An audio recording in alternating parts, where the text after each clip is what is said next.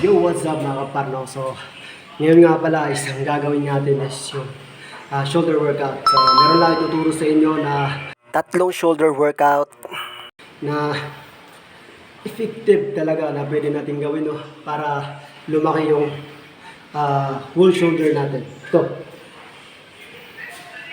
First is upright row.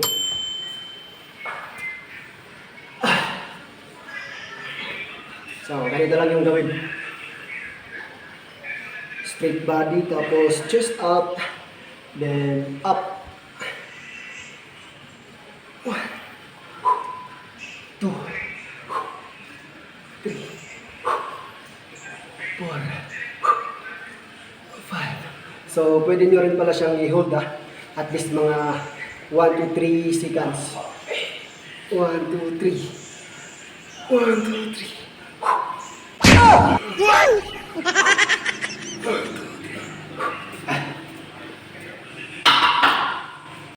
Natin na gagawin para sa shoulder workout natin mga kaparno is yung dumbbell press, pero meron tayong twist.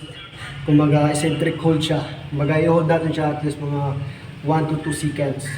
Let's go. So ang gagawin nga pala natin is alternate. Kumbaga iangat natin siya, count 1 to 5, then next is 1 to 5, then 1 to 4, then 1 to 4, hanggang 1. So let's go.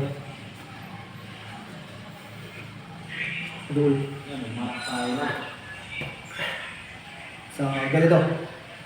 First set, 1, 2, 3, 4, 5. 1, 2, 3, 4, 5. So kailangan nakahold yung isa. Ayan, 1, 2, 3, 4. 1, 2, 3, 4. 1, 2, 3, 1, 2, 3, 1, 2, 1, 2, 1, 1. So sa pinaka-last part, so sabay niyo po siya. Ayan. Ingat. 1, 2, 3, 4, 5. So, yun lang. Tapos ang shoulder workout.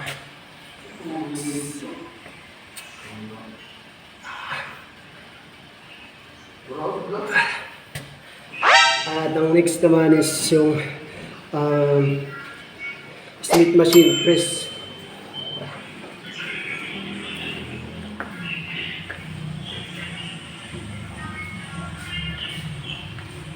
So, compound exercise. So, shoulder workout. Ano? Ayusin mo naman. Nabubudol ka na eh. 1, 2, 3. Hold.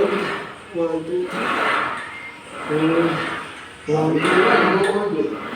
1, 2, 3.